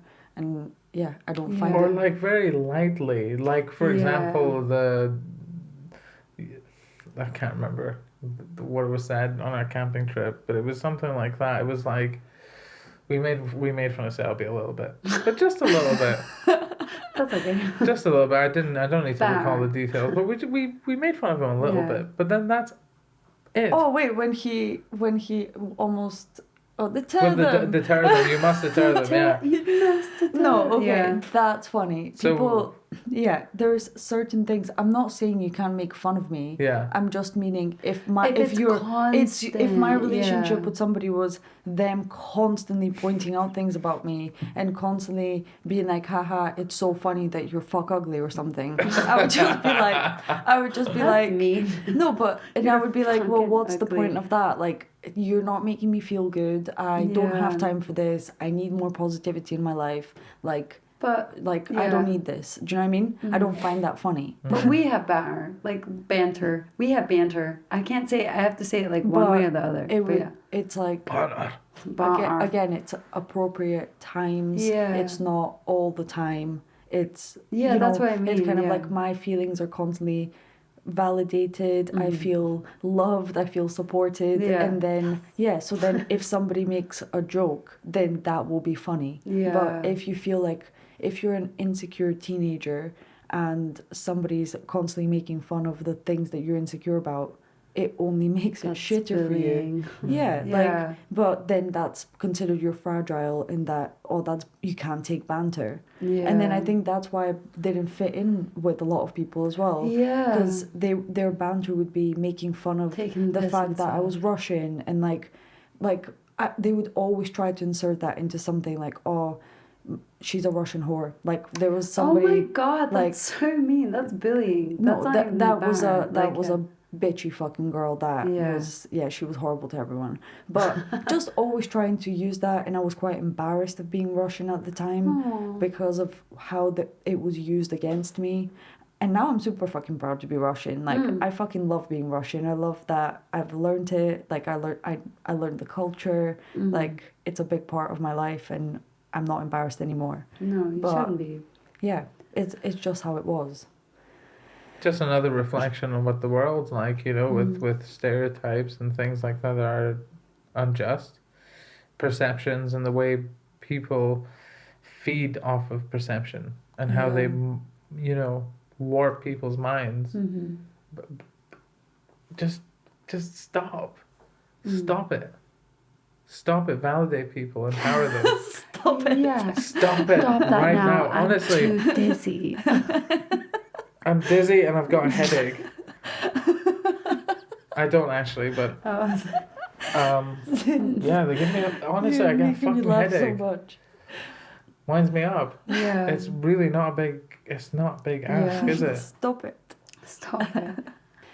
Well, thank you so much for coming on and telling us your story. This has been so fun. Thank I feel you. like this was just a very therapeutic episode for me. I feel like Yeah. I got to, I think it's always really nice to kind of talk about the past and kind of reflect on what's kind of affected us throughout our lives. But here we are now. And I think the more important part is to move forward and just reflect and then keep going. And to reassure yourself, Max, as well. To just reassure yourself you're doing the right thing. You're doing this by your own rules. This is your choice. The choices you make every day, they're yours only. Yeah. You are in charge of your life. You make the choices for yourself. And every choice you make has a consequence. So just think about Make good choices. Yeah. No, well, it's up to you what choices you want to make, but then you'll have learn to from it regardless. Yeah. Whether it's good or bad, you're just gonna learn from it. Exactly. So what path you You've want got to take this. is yours. Yours to decide. But thank you for coming on, and would you like to plug yourself in for people to find you online? Yeah. In your music? Yeah. Just watch this space. Look at the No One's Looking podcast. I'm not even going to attempt to spell my name, but I'm sure we'll tag it somewhere for everybody. Yeah, Zaid we'll Al tag it. Niazi at Yeah. Instagram Check out And on check out his Spotify. music. and on Spotify. That's my And- favorite one. If you use Apple Music, you can go on that as well. No, you've got Yeah. some very chilled, like meditative songs on Yeah. Spotify. Yeah. Yeah, there's that- I some stuff remember going I on. played it in the car for the boys, and I was like, "That's Zaid," and they were like, "What?" Like they were like Oh, they're so amazed. sweet. I know, it was really, it's so relaxing, just like nice, like guitar, like yeah, your guitar is awesome, but yeah. Hi. Hi. So we've just reviewed our footage and we realized that the video has cut off a few times. So Yup. we're back, we would say a few days, it's actually been a few months later. Yeah, And so we've decided to read out a few stories. I mean, Melanie's going to read out a few stories and we're just going to Yup. react to them. And they'll be related to the topic that we've been talking about, which is how the school. education system failed us. Yeah. Yeah, so Fuckers. yeah, so here we go. I love this. I love reacting to stories. I actually really enjoy reading them, so it Also, works out. Come and follow us on TikTok. We go live there and it's really fun. Today we played Real or No Real. So basically Melanie reads out a story and then Yeah. I have to decide whether the story is real or not real. And then you get to comment and say whether you think it's real or not real. And then we get to discuss it and it's really fun. So come along on our TikTok. Yeah, come hang out with us. And also, if you don't want to be commenting or like trying to find our lives, you can find us on Instagram, where we play loads of Never Have I Ever games. And yeah, it's really fun in the Yeah. stories. It's been very enlightening realizing that. Even we asked the question like, never have I ever lied during On this this game. game. Like, yeah, and people said yes, and I was like, you bastards. Like, But it's so funny. it's like, just really funny. Yeah, it's like yeah, that people it's feel so like they have to difficult lie. to come up with questions as well. Yeah, it's really fun. I quite like it. It is really good. Right, Yeah. so Okay. Let's get into the stories. the question is, how has your education system failed you? Back in the grade 11, which is a year before senior in Australia, I was struggling with grammar. I was put down for bad structure and punctuation a lot. Knowing I needed to improve on this the past senior year, I went to my English teacher and I asked if she could help. She told me in short, We can just start. Do you want to start again? She told me, in short, go away and educate myself. It took me a year of online study to get to the stage I'm at today. But by that time, it was already too late and I failed to graduate high school solely because I was marked down in 3 classes due to my badly formatted assignments. To give you an idea of how bad I was, I had no idea where to place an apostrophe in words like don't and could've. I had no idea when to use a comma or a semicolon. Still don't really get like where a semicolon goes. And my sentence structure was difficult to read amongst other things. Oh my god, that breaks my heart. Yeah, the teacher like Go and educate Go, yourself. yeah, You're here you're to the educate teacher. me. Like, what Yeah. the fuck? that's so upsetting. So mean. I hate when somebody, basically that's the teacher being like, you're a dumbass. Like, go and Yeah, teach or yourself. I don't give a fuck. Like, why are you a teacher? Like, I feel like I had what was it? It was like not chemistry. Maybe it was chemistry or something like that, or some sort of like science. I feel like it was something like that. And I was pretty good in school, like, do you know what I mean? But I just could not comprehend. And this teacher would always like brag about how big, I don't really know like the IQ scores and shit like that, but how good his IQ score and stuff was like that. And he only liked other kids who were really smart or like took to it really well. And so when I would ask him questions, he would just give me like really sarcastic, like horrible responses and just embarrass me. And so like that was the only class throughout my like high school year that I got like a D in. And I think I pretty much like cheated the whole way through because I was like, fuck this. Like, do you know what I mean? Like no motivation to try yeah, and learn. like I don't understand this. You're not going to help me. So I'm not going to try. Like, you know, I'm just never going to do anything Isn't in science. that so embarrassing for him though? Because he tried to embarrass a child I know. to try and make himself look more intelligent. Makes no And then sense. on top of that, bragging about his IQ, that probably means his fucking IQ is so low Yeah. that he needs to like That's praise himself in weird. front of children to try and make himself feel better about his IQ. Yeah, it's so weird. He sounds like a loser. What a loser. What yeah. a loser. But I Like, just you're a remember teacher. thinking, like, what the hell? Like, I don't understand this. Surely that's your job to make me understand. Like, if I don't learn this and I feel like as if I was a teacher, that's how I would feel. Like, I'd be like, wow, like, I'm failing them, not vice versa. Like, because I tried, like, do you know what I mean? But then after like a month and a half of being in his class, I was like, okay, I'm not going to try anymore. Like, do you know, he No, doesn't yeah. care. Like, yeah. Yeah.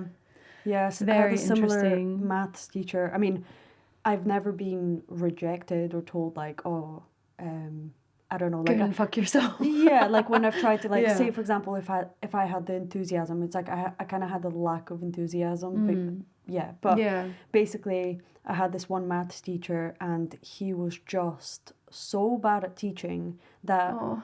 Yeah, Yeah. to the point where everybody would just talk during his class. So one day I set myself an assignment. I was like, just be quiet and observe. Yeah. Just because that class was so interesting to me that everybody talked. And then I realized that the majority of the time he was just spending his time trying to make people shut up. Really? That's Yeah. so sad. It was quite sad. Yeah, and he was just this, he kind of had like this clown personality, this teacher, Yeah. but like a sad clown personality. Yeah. Yeah, it was Oh, weird. that's so sad. Yeah, we're on like other things like other teachers I've had who have been like really great, like where I was like struggling with like I think it was like trigonometry or something, and I was quite good at maths. I just never went to school. And so like he just said, I just basically was like, I'm not doing well, like how can I do better? And he was like, just come into school like before school or after class while I'm doing my work, and then I'll help you. And I did, and then I passed with like a B. Like, do you know what I nice. mean? That's like free tutoring on Yeah, top. because I mean, it's like I just did the work in his class, and then if I felt like I didn't understand something, he would just come over and be like, blah, blah, blah.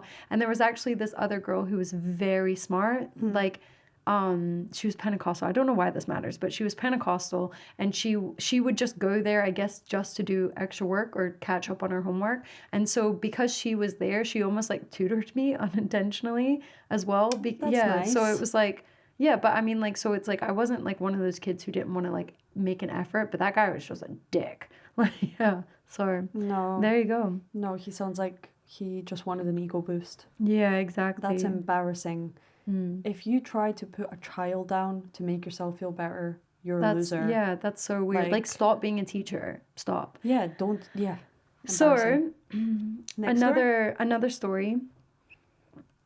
I was taught in high school that condoms have pores that let HIV through, that the rhythm method is more effective than condoms, that Polish lancers tried to run down German tanks, that evolution functioned via Lamarckson means. I'm not really sure what that is, but I need to Google it. That intelligent design was a better explanation for the world, that computer science was a dying field, that journalism was a field that loads of opportunity growth, and that homosexuality is a choice. You guys can go on and on about funding or teaching the test, but I simply don't want to be lied to. So this, and then I basically inquired further because I was like, where did you go to school? And this person grew up in a Catholic high school in Kansas. And then basically when they went to... That was my first question. Yeah. Where the fuck Where did they go this to person grow school? up? And then basically whenever they went to college, they realized everything that they had been taught in high school was a lie. This is what I mean about, like, because I know we talk about, I went to that, like, religious, like, private school, and then I genuinely only remember learning the Bible. Like, I remember having to, like, memorize, like, whole scripts in the Bible and stuff like that. And then when I went to my next school the next year, like, I didn't know any grammar. Like, I relate so hard to that other post as well. Like, I didn't understand what a compound sentence was, like when to use a comma, how to conjugate verbs, and all these, it literally stressed me out so much, and I felt so stupid and behind that I got really, really overwhelmed, even though I had to test to get into the school. And I was like, and I tested totally fine. When I actually got into the class and the grade, I had no idea what was going on. And I think I just like, I'm not really sure. Like I had like that sums up my entire yeah, school career. exactly. Yeah, that's what I mean. Is like that was that moment. But I think my sister was quite good with grammar, so luckily I had her to like kind of help me out because she would basically, when we would message, she would correct me all the time. But yeah, that's crazy. Oh my God. School is supposed to be about learning. It's about you going there and discovering something new about the world. Yeah. And it literally getting an education, but that's not fair to be teaching children bullshit. But that's what I mean. Like, how is that allowed in the States? And I'm sure maybe in other countries, well, definitely in other countries as well. Like, do Catholic schools and Baptist schools and all these religious kind of private schools, whether they're private or public, I think most of them are private, do they not get like censored by the government to like make sure that they're teaching the right thing? Do you know what I mean?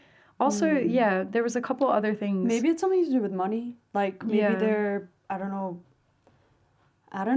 It's Stuff has a lot to do with money. interesting. Like maybe the school is paying a certain amount of money towards something, so then they don't have to get censored. That's obviously a complete like conspiracy theory that I've just made up.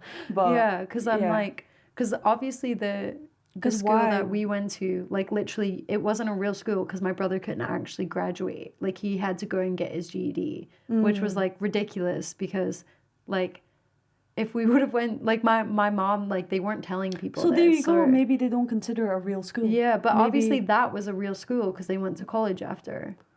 That's why I'm like, this is like. I'd love to have this person on the podcast to ask them Yeah. more questions because I'm just a bit confused at the moment. Like they've just kind of obviously listed the amount of things that they found out that weren't true. Yeah. But so why are they teaching about homosexuality and the like as well? That's yeah, like you pure, don't teach people that in school. Like Yeah. we don't, we never got condoms told. have pores in them, Yeah. and that you can You get the HIV, rhythm like, that what? is affected. Basically, telling people to go and like. That's just so funny. That's so ridiculous. Yeah. That's like playing a prank on a child that doesn't understand a joke. Yeah. But this is like, yeah, whenever But- they said Catholic in Kansas, I was like, oh God. Well, look, it's like being influenced by a body. So, for example, when my mom grew up in communist Russia, yeah. they had their curriculum. And then when communism was over, they changed the curriculum. So 1 year they had one book that they were reading from, and that was their truth. And then the next year they were reading another book that said the complete opposite. That everything was bad, yeah. Yeah, so Damn. that kind of reminds me of this. It's kind of been like, okay, well, we're just going to tell this group of people that this is the truth. And how are you supposed to know? Because it's history, it's the past. It's something that you're not able to live in at the moment. So you only know the truth that you're being told by your elders. So That's nuts. Isn't and that- of course you're going to believe them because they're literally supposed to be a qualified teacher. well, when you're a child, you literally think that adults know everything. Yeah. That they're going to be able to teach you, that they're going to be able to lead the way. Yeah. And that I genuinely always thought that adults knew everything. Yeah. And then I like tell the boys, I'm like, no. They don't, yeah. I'm like, literally, I was like, I don't care who they are. I'm like, you ask them why. And if they can't ask you why, don't believe them. Like, do you know what I mean? Because I'm like, you should always question. Like, why should you just believe everything that someone says? Yeah. Like, yeah, and like the boys always say that they want to be like a scientist. I'm like, the first thing you have to do is question when you're a scientist. So it's like, yeah, you have to start doing that in real life first. You have to find- question yeah. and you have to have repetition and be able to show something over and over again that it's Yeah. possible. Yeah. So, very, very interesting. But that's Let me see. sad for that person. But happy that they discovered, otherwise. Yeah, I know, in college. Hold on 1 second. And then I'll Better find the late next than one. never.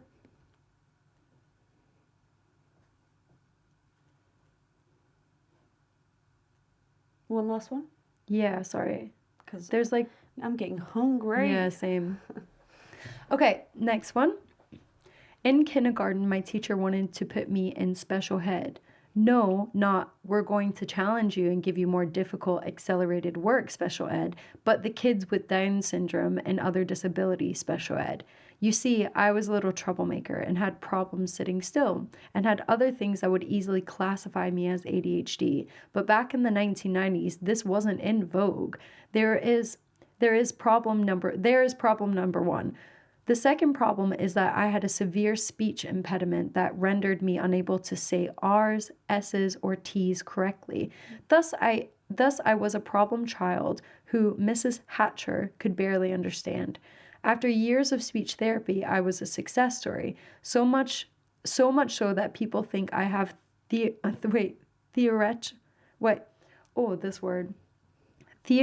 theatrical, boom. Okay, so much so that people think I have theatrical training because I actually enunciate letters in a word. In the 3rd grade, I was placed in accelerated class because I am smart, even if reading was hard for me in the 1st grade and 2nd. A decade later, I was granted a scholarship from the elementary school during a ceremony. After the ceremony, I walked over to my kindergarten teacher and introduced myself. Needless to say, she paled like a ghost. Bam. A kid, it's a kind of like POV, a kid who the system wanted to sweep away into special ed is currently in the medical school working towards his MD. So yeah, in your face, kindergarten teacher. I just thought that was cool. It's I like that. Yeah. It really upsets me that there's people out there that look at a child and they think, you're dumb, so we're going to put you in this box and we're going to make you do this thing. Because that's what happened to me. Yeah. When I was a child, my auntie said to my mum, she's stupid. She's definitely dyslexic. So let's take her to the doctor. And I remembered that specific day when they took me to the doctor to get me checked. And I was terrified. And then the doctor was like, no, there's nothing wrong with her. And literally my auntie was upset. And it was like, no, maybe you should be taking the time to educate your child and spend time giving them attention and just giving them the education at home instead of sitting there and judging them and telling them they're stupid. So yeah, that's crazy. Children are like are little sponges. They absorb information. All they want is positive attention and information to absorb. Yeah. So if you find the correct way to educate your child, they will want to learn. Yeah. It's just, yes, there's different disorders. There's, I don't know, little kids with ADD, ADHD, or whatever other, difficulties, like learning difficulties. Yeah, but that doesn't mean that they're dumb. It's just you have to find a way around to educate them. And if you've made the choice to have a child, then fucking do something about it. Yeah, and the stigmas stay with you forever as well. Like as soon as you get coined as difficult or you are stupid because you, let's say because I feel like my brother who was diagnosed with ADHD or ADD, I'm not entirely sure, but I feel like because he had that he was diagnosed with that and then he couldn't learn the right way that you were expected in school, he felt like he was stupid, and then I feel like that you carry that shit with you forever. Yeah, that becomes your identity. Yeah, which is so sad because he's one of the smartest people I know. He can literally build a house and do everything within that house, the electrics, the plumbing, all of these things, and then take a car apart, put it back together. He can look at something and know exactly how it works. But it's he'll be like, how do you spell banana? Or some shit I'm just kidding. But but that's what I mean is people have stronger points and weaker points. Yeah, but our level of intelligence is on a sheet of paper where it's how can you measure intelligence on a sheet of paper when intelligence, for me, it's something totally different to the person next to me, how you measure how smart someone is or how you view intelligence, or to kind of put someone in a school environment and then be oh, why aren't you excelling? It's the environment. It's or the environment's issue. The whole IQ thing as well. Measuring someone's IQ. It's all to do weird with pattern recognition. Yeah. So for example, if you're quite good at maths and you're able to recognize patterns, then you would do quite well on an IQ test. But people that are, for example, a little bit more creative, they wouldn't be able to pass as well, and then they could be considered a bit more dumb. But it's like, that's It's just not fair. ridiculous. Because it's Yeah. like everything's designed for groups of people. Yeah, intelligence Yeah. is a spectrum. It is a spectrum, and it's Yeah. also just comes in different ways. Yeah. You don't have to be mathematically intelligent to be considered intelligent. Yeah. But that's, it seems like the older generations are pushing that upon Yeah. the kids that they're teaching. Yeah, I'm glad that it's like something that people are talking about more, just kind of like different styles of learning, where it's like even when I was in school, like you didn't, like if you didn't, like you were just a bad kid if you couldn't learn the way that everyone did. But now I feel like it is a lot more encouraging. Like even like kindergarten stuff, like I was expected to just sit at a desk all day, where it's like now kind of like P1 and P2, they play a lot, like most of the time, because it's like they've that's learned what they that should be yeah, doing. that's how you learn, is through playing from like till the age of like 8 and stuff. Like, and yeah, so it's really good that that people are doing that now. And do you know what's interesting? Like in Eastern Europe, people go to school at 7. Like Yeah. they start primary 1 at 7. Yeah. So then that's in when they start Swedish and Scandinavian countries as well. Companies. Companies where they get their kids. But yeah, they do that as well. Like I remember they're not taught like reading and writing, because I remember my boss who was like from Switzerland, she said that she never got taught until she was 7 or 8, because that's the perfect time to teach. Yeah. So then it's like up until that time, you're just trying to learn social skills. You're trying to develop those parts of your brain where it's like, oh, how do I communicate with this child? Yeah. How do I play? How do I learn to share? Things like that. And then, Yeah. because isn't, like, you have 2 kids. So how have you found it being, like, them being in the education system? I mean, not luckily, but I mean, yeah, luckily, like the boys, I've been reading to them since they were like a month old. So like, I feel like reading and writing and comprehension, because we would read books and kind of chat about them after, because like reading is really important to me, because I never was read to as a child, or really kind of got that sort of like aspect of, and yeah, I love reading, basically. Like I love books. And so it was nice to be able to share that with the kids. So whenever it came to like reading and writing and everything, they both picked up on it really quickly. Whereas like Aldous needed more confidence with it. Like my oldest son, he had like less confidence when it came to like reading out loud, but he's a speedy reader on his own. Where Atticus, like he just took it. Like I thought maybe like because he struggles with like fidgeting and sitting down and stuff, like maybe he would struggle with like reading, like because you have to sit still in a way, but he loves it. He picked it up so fast, does the voices, is very like theatrical, yeah, and when he speaks, so it's very interesting to see how they learn different. But I find we've been teaching the kids guitar lessons, because like I was like, we can't afford to like basically put them in guitar lessons, and me and Bertie both play guitar. Well, the combination of YouTube, why not just teach them ourselves? And the different styles of learning, even that, like we tried to do the lessons together and it just didn't work. Yeah, because Aldous is very much like a, give me something to do, let me try it on my own for a wee bit and practice over and over, and then let me show you. Or I'd give him like a task or something like that, where Atticus, you had to like very much like make it a game and make it really silly and be like, let him create something his own and just show him how to do it. Like you had to basically let him have more control over the lesson, rather than like all this wanted to like exactly. So I found that you couldn't teach them both in the same way when it came to something creative.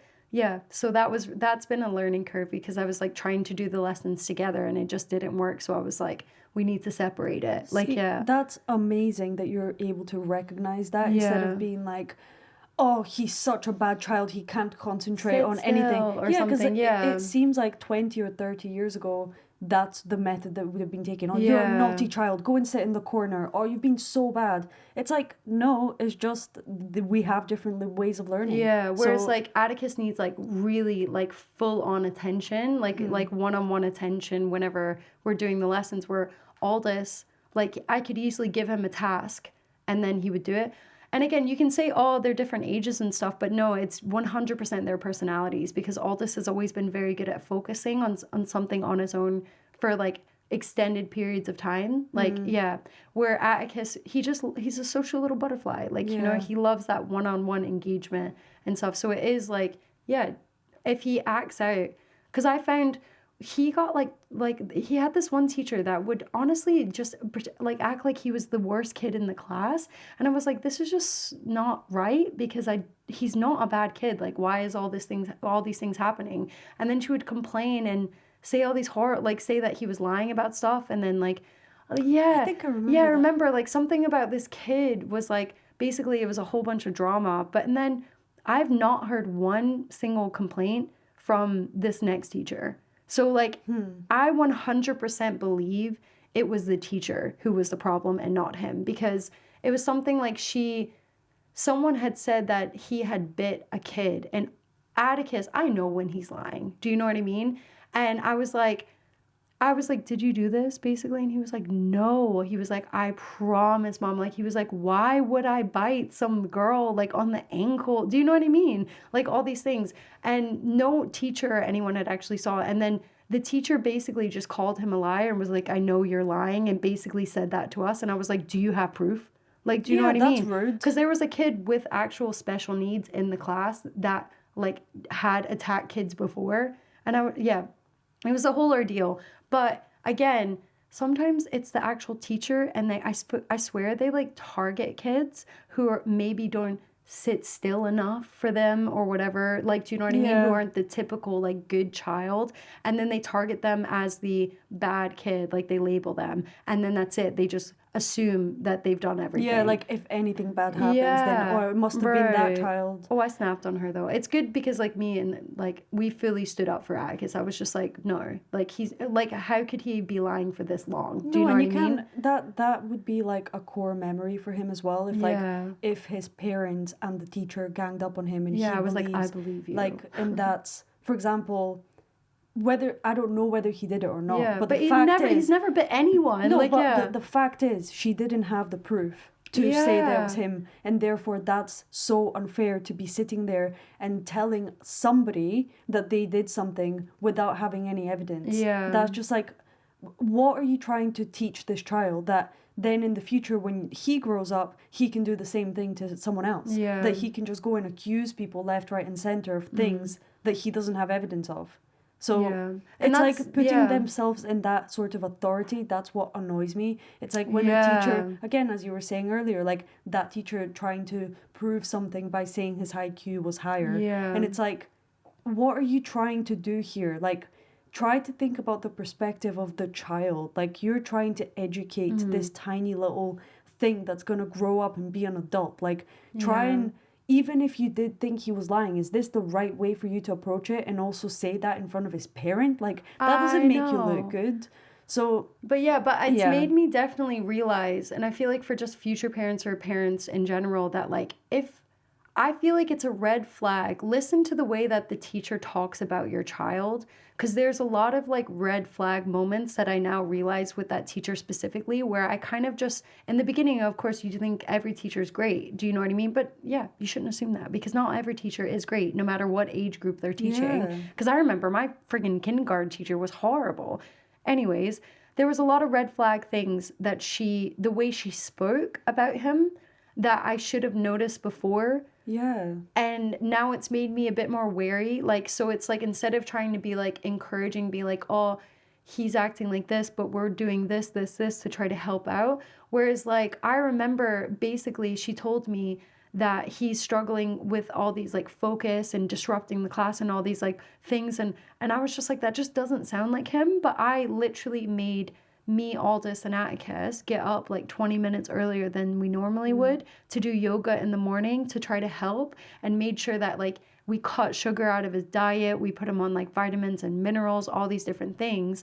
And like, she still had an issue with him throughout it, even though I was saying like, look, this is what we're doing to take the steps to try to help, because like I was like, maybe he's not doing something. Where again, now that he's in this other class with a new teacher, she absolutely loves him, like has nothing bad to say about him. So a lot of times maybe it's actually the teacher who's shit and not your kid, and just literally just deciding to pick on your kid. But yeah, That's just my opinion. Yeah, no, I think also the whole maybe they just don't sit still enough. Yeah. And then they just get pissed off at that, but they're not actually seeing the potential ridiculous. of the child. And that's kind of like bullying. It is bullying. And to think that yeah, teachers are bullies as well. And they can be bullies. Not all teachers. There's a lot of good teachers. I've had a lot of good teachers, but because think about it from an adult perspective. Yeah. Like, what if you were at university and a teacher was directly like saying to you, you're not good enough. Yeah. You're not doing well enough. And then you're literally like trying so hard to do better at home. And then you come back and the same feedback that you're getting is, you're not good enough. You're doing this wrong. Like, what the fuck? Why is it okay for you to say this to a child? Like, we wouldn't accept this as adults. Yeah. So why should you be accepting this as a child? Like, obviously, why should the parent be accepting this for their child? Even in the workplace, there's people in the workplace that will bully you. And it's like, the same thing would happen in a teacher-student situation as well. So it's like... people putting themselves in authority and then being like, I'm the boss. Everything I think is right. Yeah. No, fuck those people. Yeah. So if this has related to you at all, then send us in your stories because we have a lot of opinions about how the school system kind of failed us. Yeah. So, yeah. And... as you may have noticed, if you have seen any other episodes, we talk about all sorts of different topics. It's not always to do with the education system. Yeah. It's a lot. We love talking about all kinds of different varieties of topics. Yeah. And if it's taboo, we probably want to mention it as well. Yep. So send in your stories. We have our email address listed in the description down below if you're watching on YouTube. And if you're listening on any podcasting platform, find us on social media, nooneslookingpodcast, and send us a message, and then we'll get back to you, and maybe we'll have you in our studio. Yeah. And also, if you have a story, comment it below, like this, subscribe, all of it helps. So we want to hear from you. We want to hear from our listeners. So like and subscribe. We want to build our little community, and we honestly can't really be doing this without you guys. So any one person that decides to join us is super helpful. Yes. And we love you. Woohoo! Woohoo! And thank you so much for joining us. And until next time. Bye. Whoop, whoop. My lump hurts. My lump. No, for real.